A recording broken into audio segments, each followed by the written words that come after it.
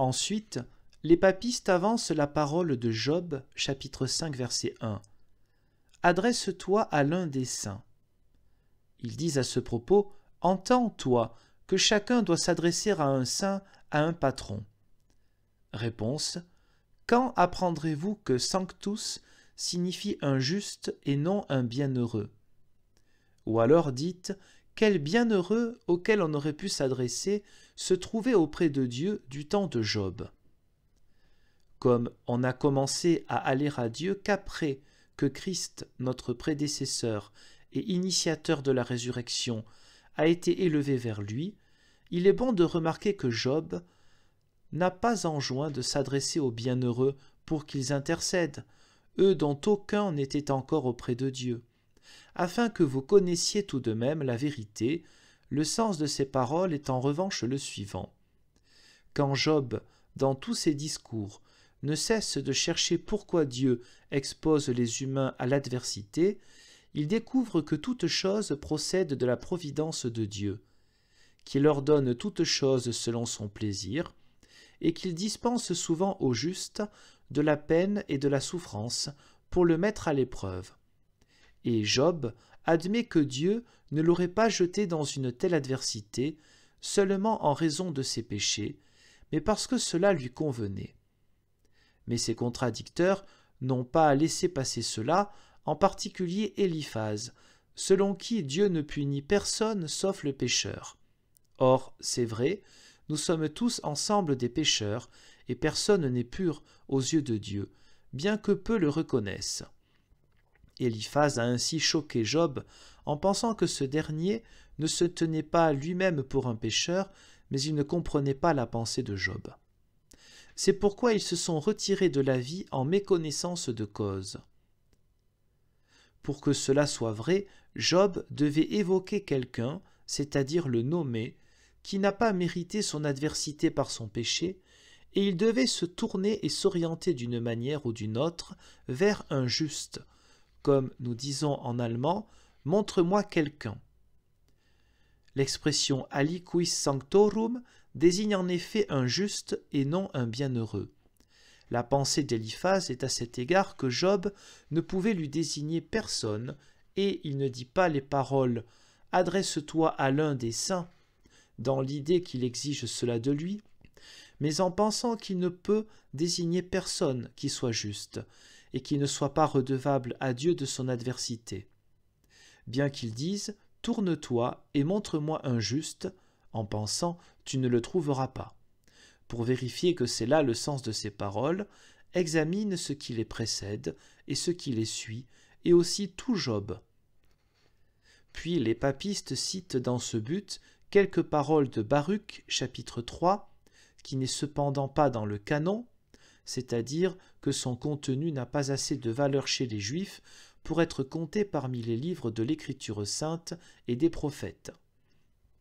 C'est pourquoi il n'est pas nécessaire de leur répondre « oui », il n'est pas plus nécessaire de leur répondre qu'aux fables follement imaginées que le moine prêcheur et menteur a rassemblées dans la Lombardique, oui menteuse et même épaisse. Précision, Zwingli fait ici référence à la légende dorée de Jacques de Voragine au XIIIe siècle.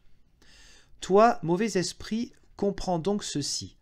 Nous acceptons dans le temps de l'Évangile, c'est-à-dire dans la nouvelle ère, tous les livres qui ont été prescrits et inspirés par Dieu aux enfants d'Israël, c'est-à-dire tout l'Ancien Testament, dont les Juifs considèrent et croient eux aussi qu'il est saint et inspiré par Dieu. Si donc, nous ne trouvons pas ce Baruch au nombre des livres saints dans l'Ancien Testament, personne ne peut en faire usage pour nous convaincre. C'est à peu près comme si maintenant tout un pays était converti à la foi chrétienne et que nous lui donnions les livres du Nouveau Testament, mais si les habitants de ce pays voulaient ensuite faire entrer en fraude d'autres livres et les vendre à côté des livres donnés par Dieu, on dépasserait bientôt le nombre des livres chrétiens et on déclasserait et rejetterait ceux qui ne sont pas de ce nombre. C'est ainsi que nous avons reçu l'Ancien Testament des Juifs. Si tu veux maintenant me fourguer un anard dans l'Ancien Testament, je vais voir si les Juifs l'ont aussi, et si je ne l'y trouve pas, je ne m'y fierai pas, ni ne me laisserai contraindre par lui d'aucune manière. Souviens-toi bien de cela, car nous devrons encore en faire usage. C'est pourquoi je ne veux pas répondre du tout à propos des paroles de Baruch, car quand un païen combat contre la parole de Dieu, je sais bien que Baruch, en 3, verset 4, parle de la manière suivante: « Ô Seigneur, Dieu Tout-Puissant d'Israël, écoute maintenant la prière de ceux du peuple d'Israël, qui maintenant sont morts. Écoute aussi leurs fils qui ont péché contre toi. » Mais il s'agit d'une ampliatio, terme administratif désignant un acte qui ajoute à ce qui a été dit dans un acte précédent, qui doit être comprise ainsi: écoute toute la lignée d'Israël, dont les uns sont morts, mais les autres vivent encore. Ceux qui maintenant sont morts t'ont aussi imploré pendant leur vie pour leurs péchés, et leur prière doit encore être connue de toi. Nous t'implorons comme eux.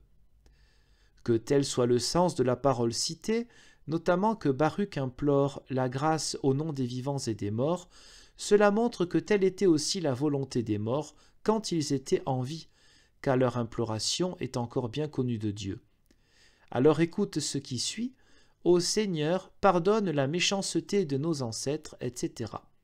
Tu vois que Baruch prie ici pour les morts, dont tu veux me persuader qu'il prierait pour moi.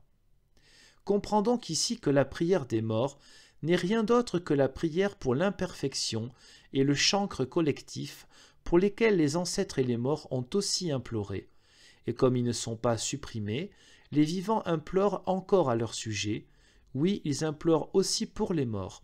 Tu le vois, prouver à partir de ce passage l'intercession des bienheureux est aussi impossible que de prouver facilement et véritablement à partir de lui que personne dans l'Ancien Testament n'est venu à Dieu, puisqu'il y est dit des vivants qu'ils prieront aussi pour les morts. Cette réponse n'est toutefois pas nécessaire, car je ne veux pas gagner les papistes à l'idée que je veuille leur répondre par les apocryphes. Ils ont pourtant maltraité ce passage autant que tous les autres.